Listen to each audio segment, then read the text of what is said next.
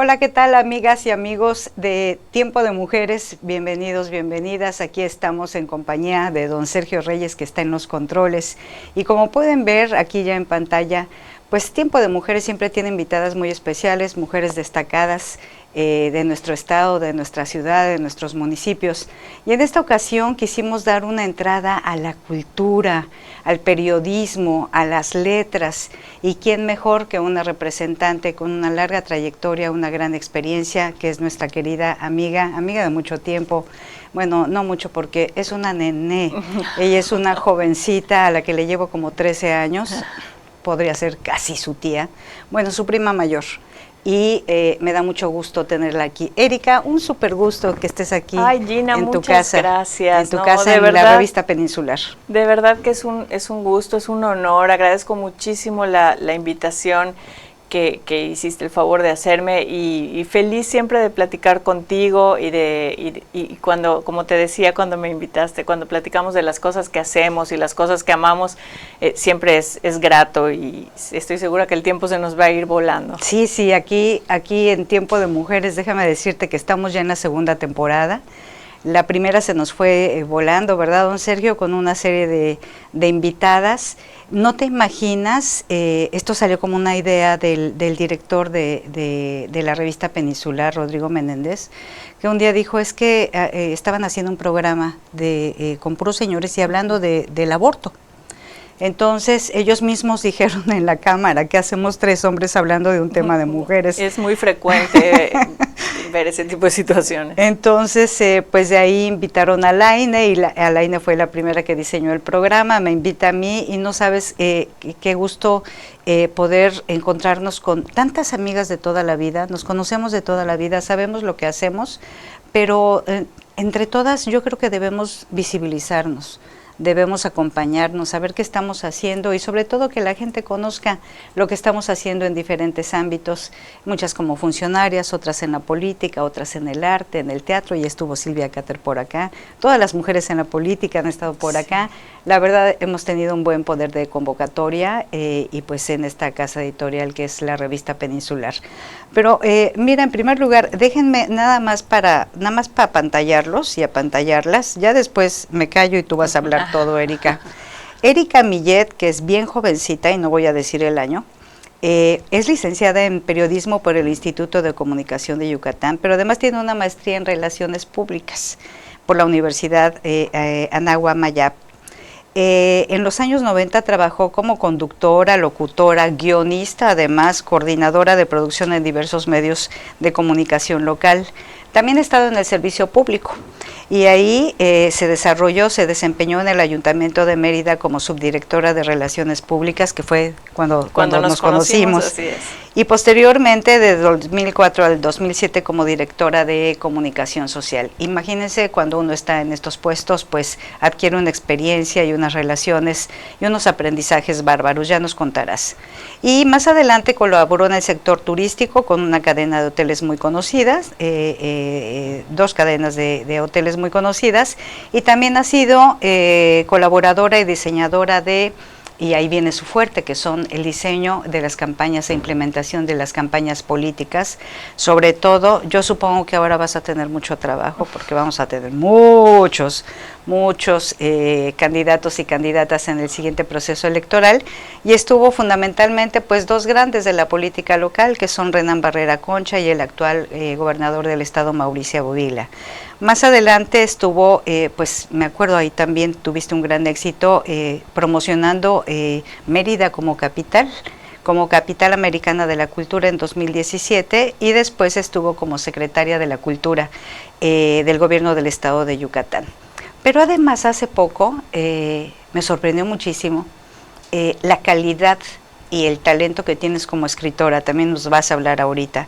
Y tienes un ensayo que fue bastante comentado en redes que se llama Madres e Hijas, y no tienen idea aquí cómo la pluma, que a mí me sorprendió, yo realmente no te conocía ese talento, y que fue publicado por Editorial Fondo Blanco.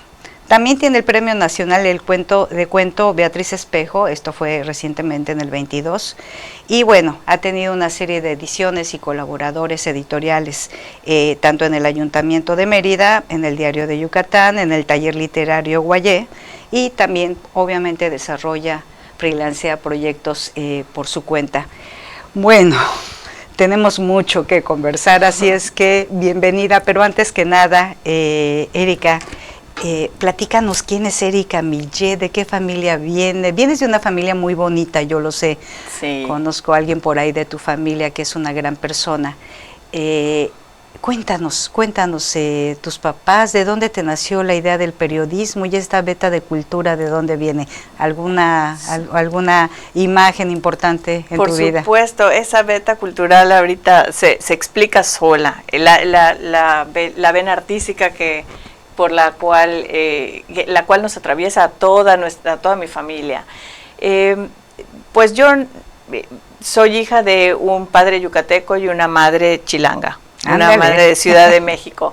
Y todo esto se explica porque mi abuela materna, Rita María Bauzá, que es de quien heredamos todos en la familia el gusto por el arte, el talento artístico, el melodrama y el histrionismo, es una mujer progreseña que nace en los años 20 y logra pues digamos, trascender las fronteras del Estado en una época en la que las mujeres estaban muy limitadas en cuanto a oportunidades laborales o oportunidades como para incursionar en la vida artística, habiendo nacido en provincia, y ella se va a la Ciudad de México y allá conoce a mi abuelo, que es de Guadalajara, y por eso es que aunque recibe oportunidades en el cine nacional y hace algunas películas con importantes figuras de la época de oro del cine nacional, ella termina optando por casarse y se casa con mi abuelo, y ya lo demás pues es la historia, es parte de la historia familiar. Estoy escribiendo una novela sobre la vida de mi abuela porque se me hace fascinante. Ay, eso es maravilloso. Se me hace fascinante. A todos nuestro linaje como que en cierto momento de la vida nos termina llamando, ¿no? Nos termina haciendo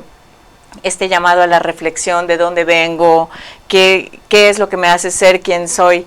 Pero en el caso de mi abuela me intrigaba también muchísimo cómo una mujer que logra romper con tantas barreras en cuestión de ideología de la época, de estereotipos. No, una gran ruptura, una ruptura hablar de haber nacido en los años 20 y haberse mudado cuando mucho, el 35, 40.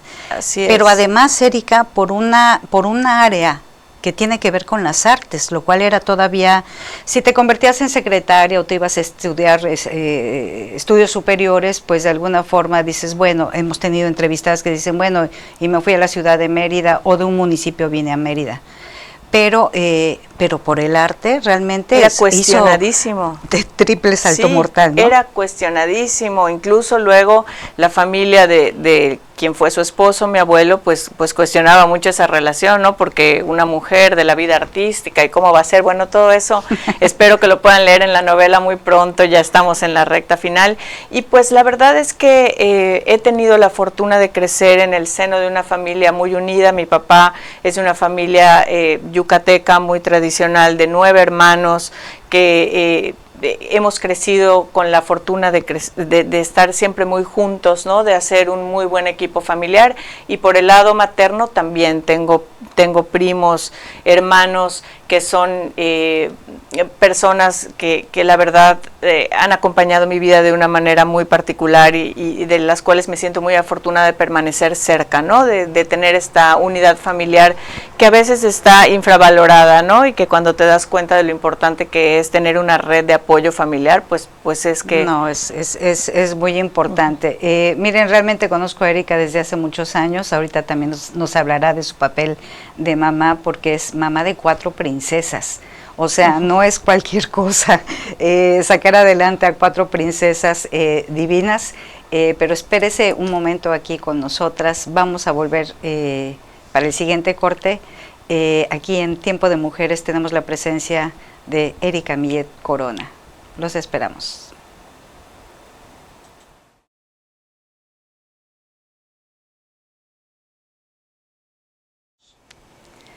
Pues ya estamos aquí de vuelta en su programa, aquí en la revista Peninsular Tiempo de Mujeres, y como pueden ver, seguimos conversando aquí con Erika Villet Corona, una mujer muy versátil en el ámbito de la cultura, de las artes, y ahora la descubrimos como escritora.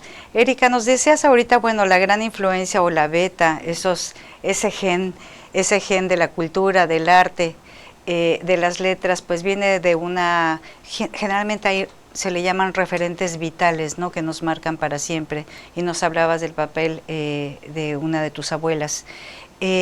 ¿Cómo llegas tú, cómo te inicias en el periodismo? O sea, inicias el periodismo, ¿cómo te fuiste identificando con esta parte? No solamente por la influencia de la historia de la abuela, sí, sino ya tú como Erika Millet. El periodismo para mí fue una elección de carrera que fue una elección segura.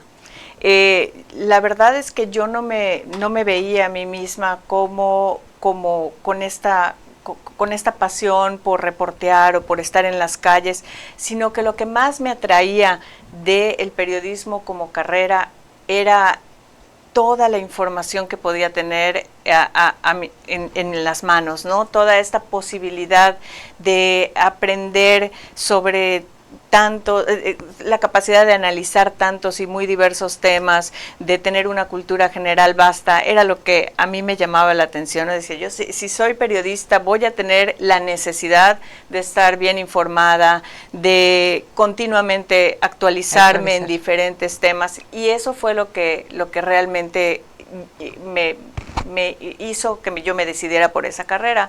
Sin embargo, siempre he tenido como esta facilidad desde niña, o este gusto por expresarme a través de la palabra escrita.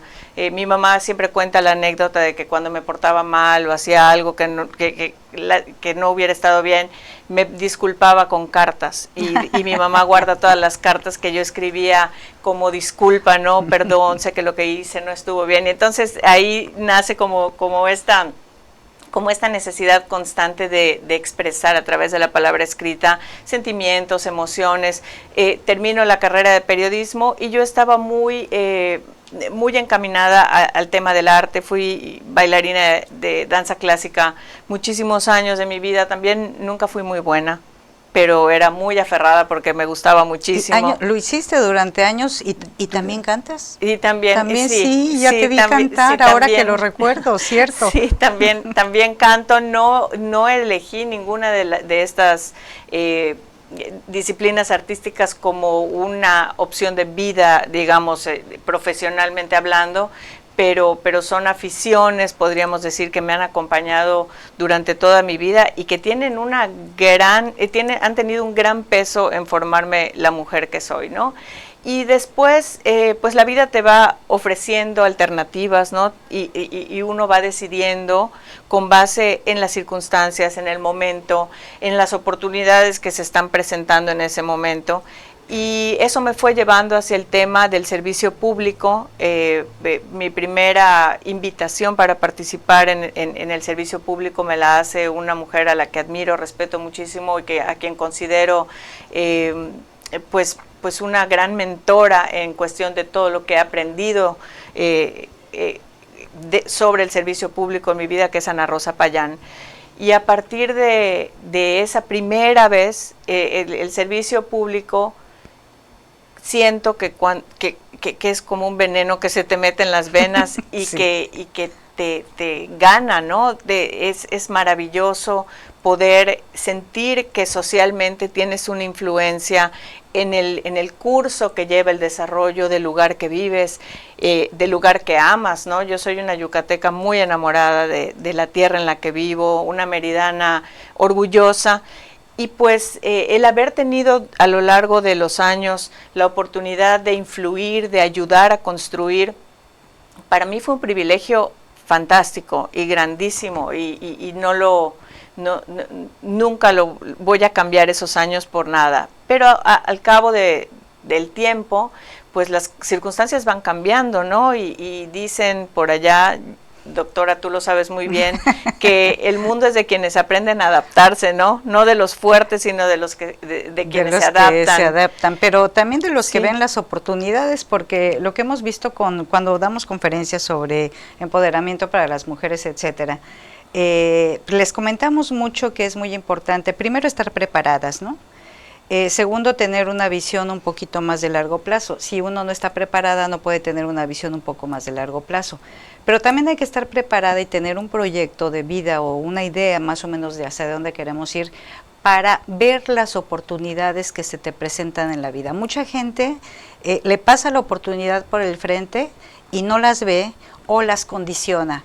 No me paga bien, no me siento a gusto, pero tú tienes que equilibrar qué te conviene, qué te gusta, qué te apasiona, y vas eligiendo estas oportunidades. Fue el caso tuyo, se te fueron atravesando estas oportunidades. Fue el caso con la escritura. Mira, en el año 2021 yo pierdo el trabajo en la Secretaría de la Cultura y las Artes. Cuéntanos el chisme, el chisme. Bueno, la verdad es que yo... Es que aquí lo que digas, nadie más se entera. Sí, ya me imagino. Bueno, la verdad es que yo agradecí muchísimo al gobernador Mauricio Vila la oportunidad de formar parte de un gabinete que se pintaba, el primer gabinete paritario de la historia de Yucatán, con una gran participación femenina, y además hacerlo en el ámbito de la cultura para mí fue una oportunidad invaluable, ¿no? Lo que decíamos hace unos segundos, tener la oportunidad de tener influencia en las políticas públicas, en este caso en las políticas culturales, era para mí una oportunidad, lo que tú decías, ¿no? Una oportunidad fantástica, y esa no había manera de que yo la dejara pasar, porque me causaba muchísima curiosidad. Había trabajado en el Ayuntamiento de Mérida, pero nunca en un aparato de gobierno estatal, y yo sentía que mi carrera en el servicio público pues se había conducido durante todos esos años para llegar a ese momento.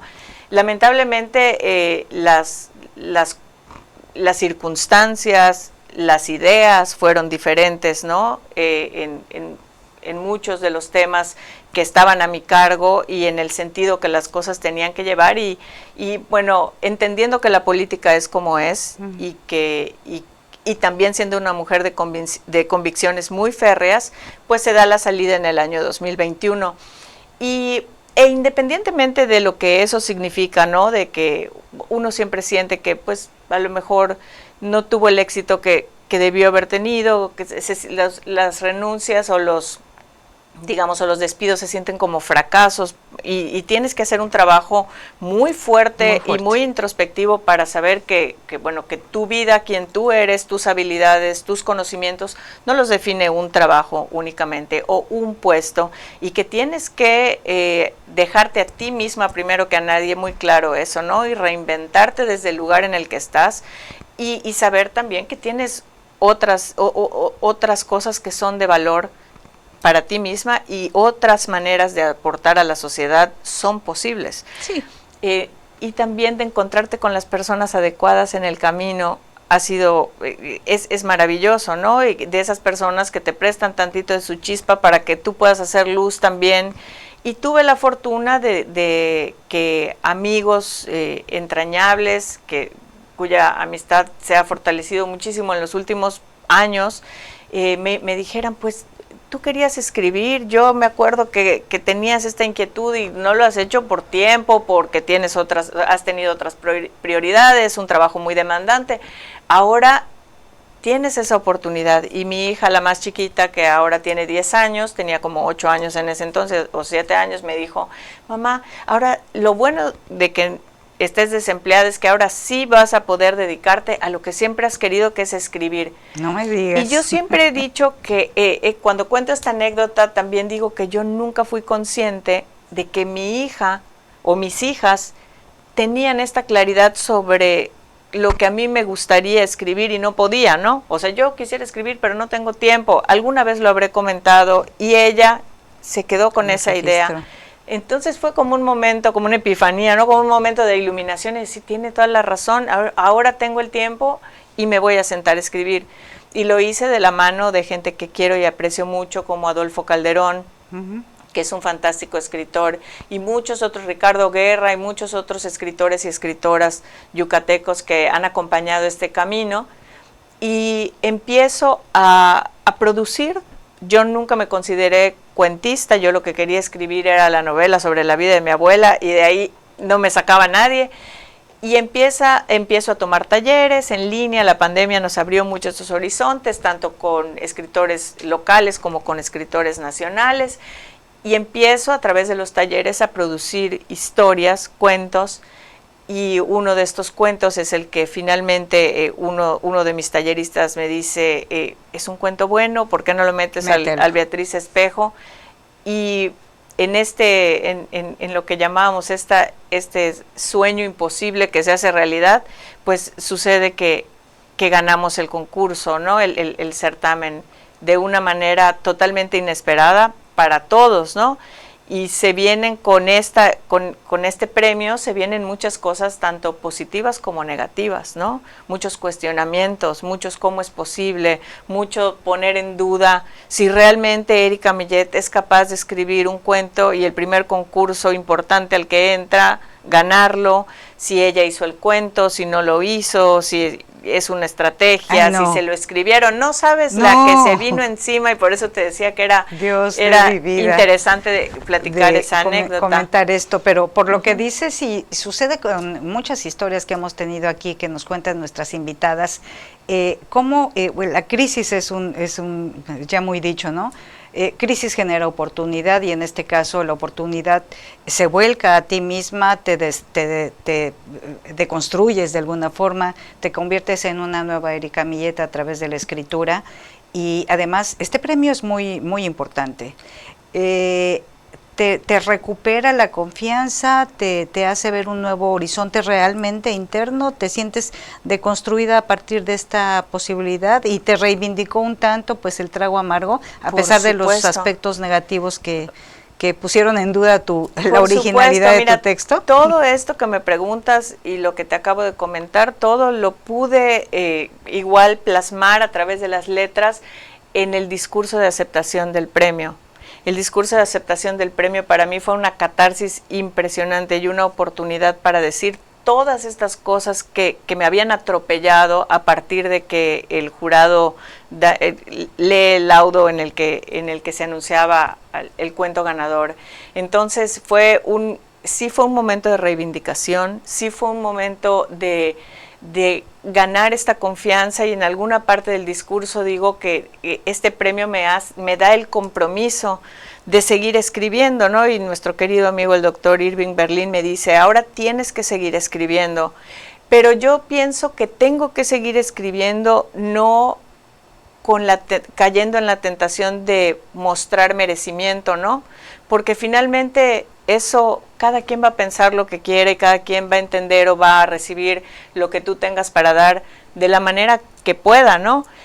Pero sí es un compromiso conmigo misma de ser fiel, de serme fiel a mí misma, de saber que encontré un camino y que tengo cosas valiosas que aportar. Entonces sí, seguir escribiendo es para mí algo que está muy claro que es un camino a seguir, y definitivamente ha sido el premio te infunde confianza, ¿no?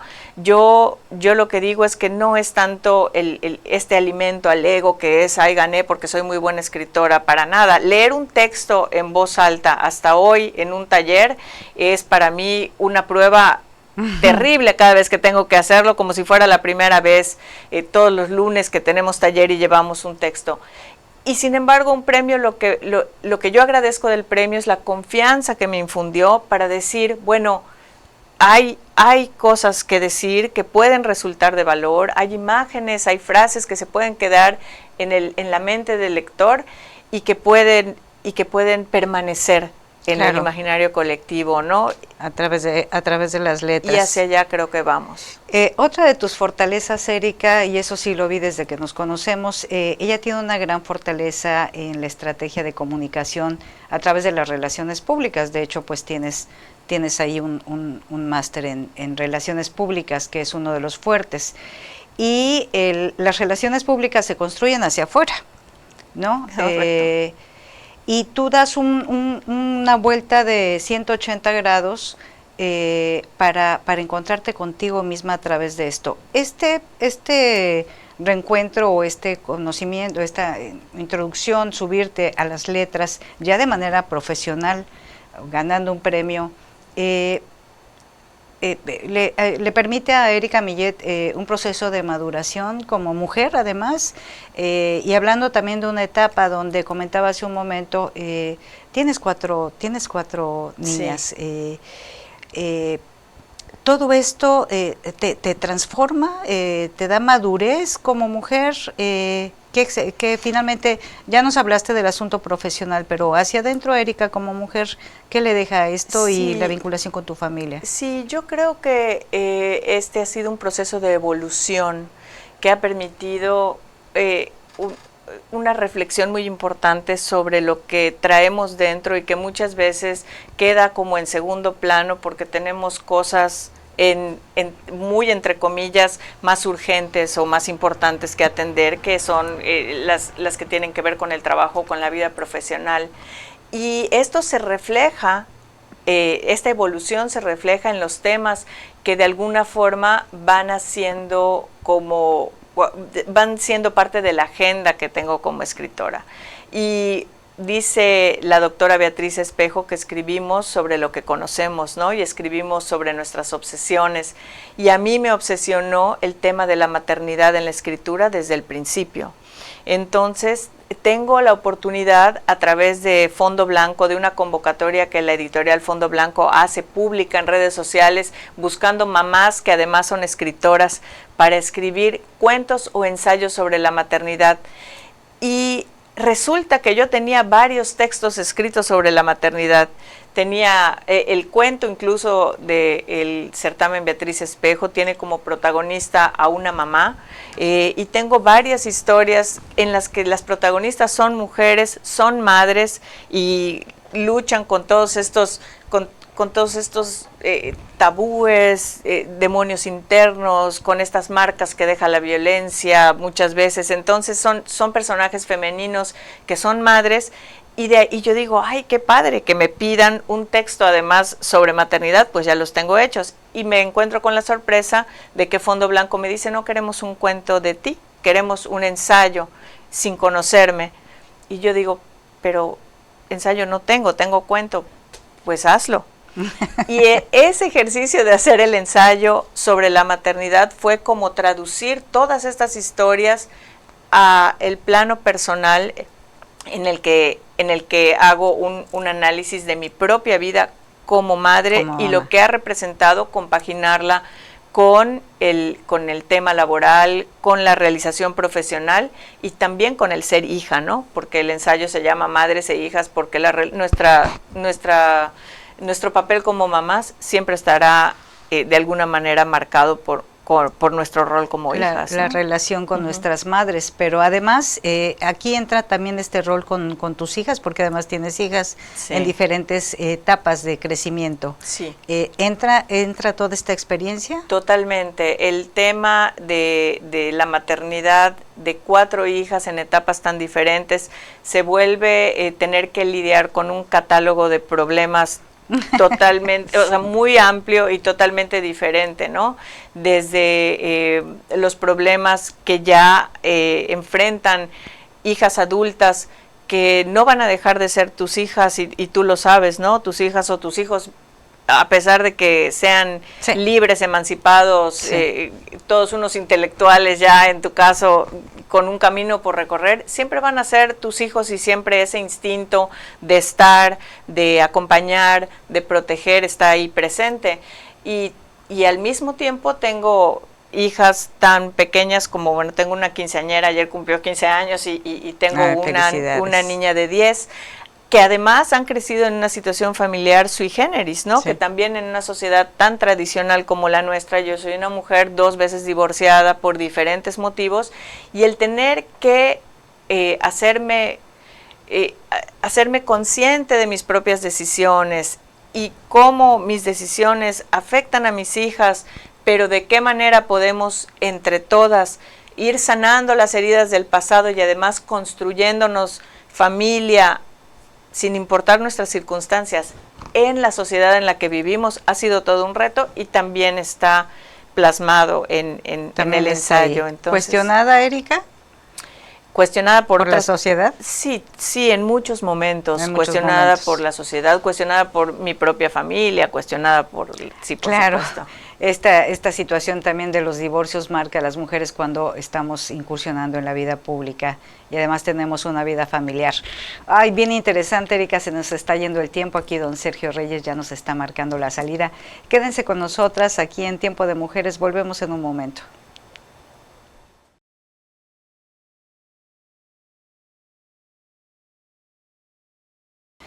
Ya estamos de vuelta aquí en su programa Tiempo de Mujeres en la revista Peninsular. Le mandamos un saludo a nuestra querida compañera Alaine López, que por motivos de trabajo no pudo estar esta noche aquí con nosotras.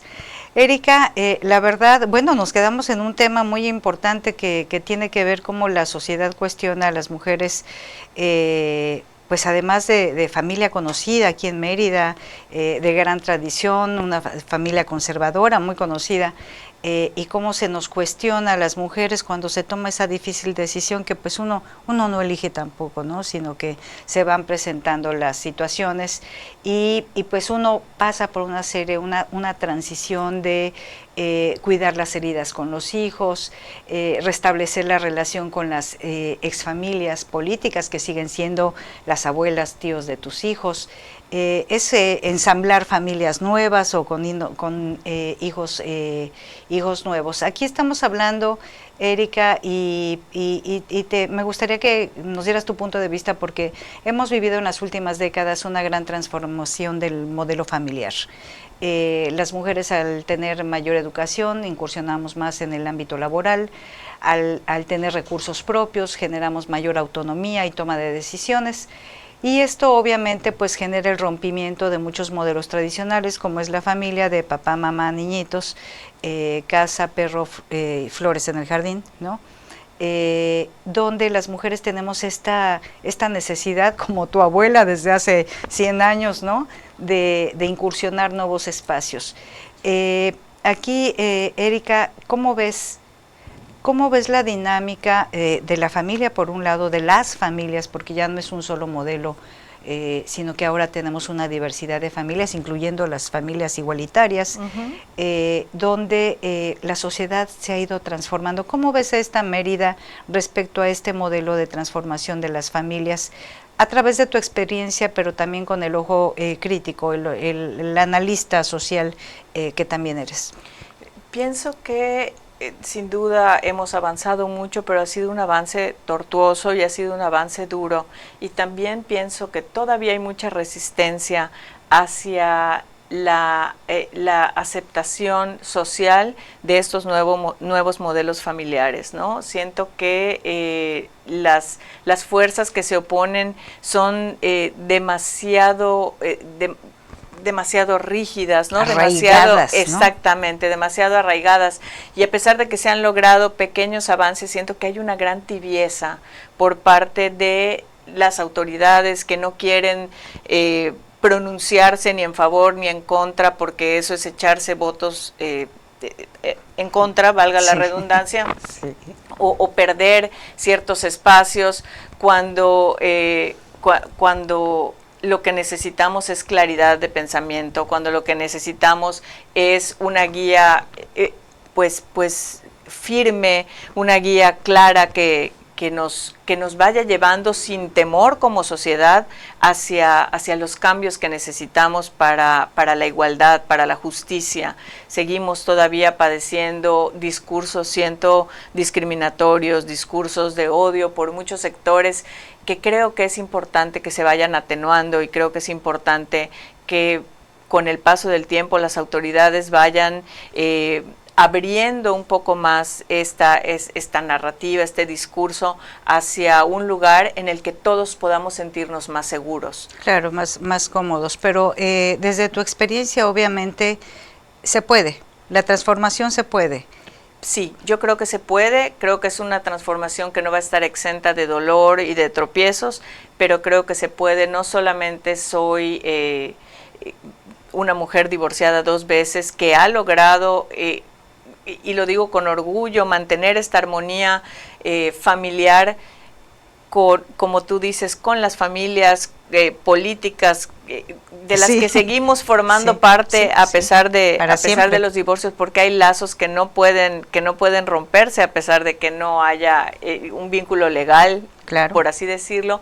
Pero también soy madre de una mujer bisexual que tiene una pareja mujer y que ha representado un tema complejísimo para nosotras. En el ensayo, volvemos al ensayo porque ese ensayo fue catártico para mí también, digo que como madres también necesitamos salir del closet. Claro. No solamente nuestros hijos, nosotras también, porque muchas veces en privado las entendemos, las mimamos, las confortamos, pero en público nos cuesta trabajo decirlo abiertamente, decir mi hijo es homosexual, mi hija es lesbiana, mi hija es bisexual, tiene una pareja mujer, y yo me he descubierto a mí misma muchas veces diciendo, es que la pareja de mi hija, por no decir la novia, sí.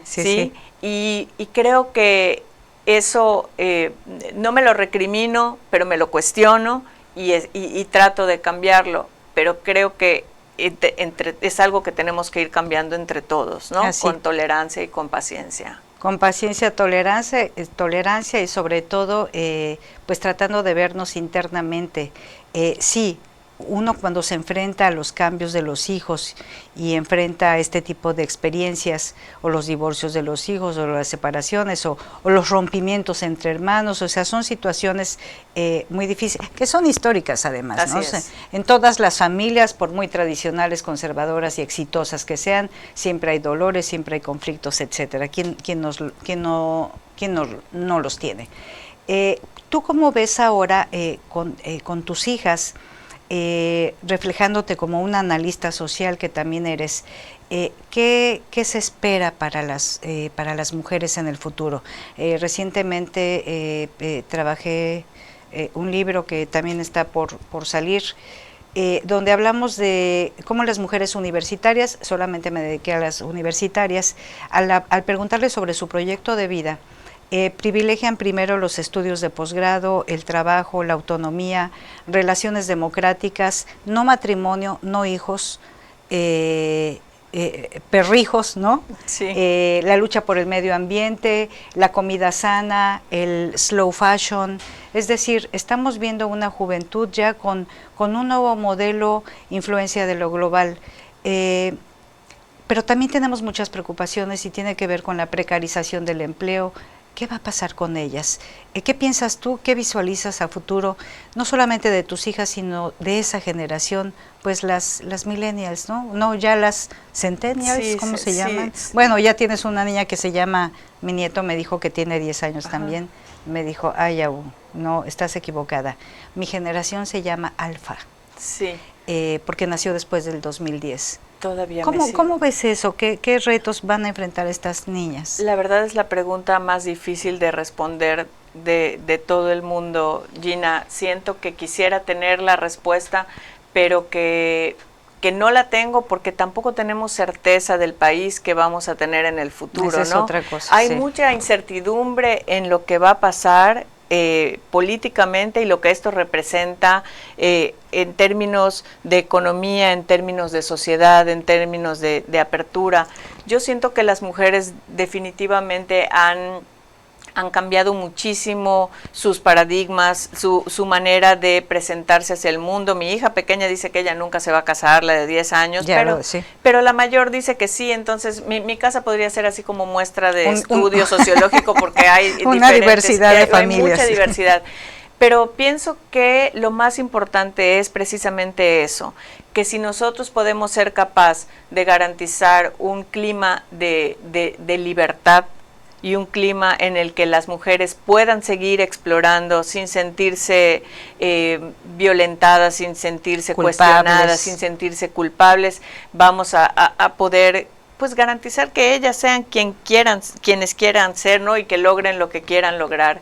No sé cómo lo veo en el futuro, yo creo que sigo viendo una inercia hacia el cambio, hacia la transformación, hacia una lucha en la que puede ser muy distinta para todas las mujeres, pero como dice este libro, las mujeres que luchan se encuentran, ¿no? Y de alguna forma vamos a continuar ganando espacios.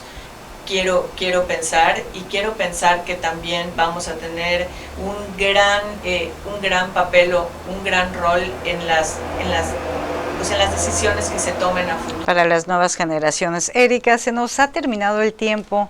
Quedas invitada para una próxima conversación, porque además nos fuimos a un tema que a mí me apasiona y que tiene que ver pues con estas jóvenes, el futuro de las mujeres, obviamente de los hombres. También hablaremos más adelante sobre las masculinidades. Ha sido un mega placer, Erika. Así en 30 segunditos, dinos, vas a presentar el libro, vienen a presentar tu libro, cuéntanos. Este 23 de junio. Vamos a estar en la librería feminista La Meiga, que está en la calle 62, presentando el libro Materna, que no tiene únicamente mi texto, no es un libro mío, es una antología de autoras mexicanas que tienen cuentos y ensayos sobre los claroscuros de la maternidad. ¡Ay, qué genial! Pues un tema muy interesante. Vamos a acompañarte, estaremos por ahí, llevaremos, vamos a decirle a Laine López, y repítenos el lugar, ¿cómo se llama? Es la librería feminista La Meiga, está en la calle 62. 62 con, no recuerdo los más o menos, por el centro, alejadito, Santana. Cerca del centro. En la calle 62 como por 45 y 47. Bueno, ahí nos dirás para subirlo en redes. Sí, así es. Y pues lo único que quiero decir es gracias por permitirme este espacio, gracias por el privilegio que siempre platicar contigo, Gina. Muchas gracias. Y por la amistad de tantos años. Tantos años, un súper placer toda esta conversación. Pues aquí está su programa Tiempo de Mujeres, las esperamos la próxima semana con otra invitada especial. Ya sabe que aquí tenemos solamente invitadas especiales con una gran trayectoria, una gran experiencia. Gracias a Erika Millet Corona y nos vemos la próxima semana, aquí en Tiempo de Mujeres.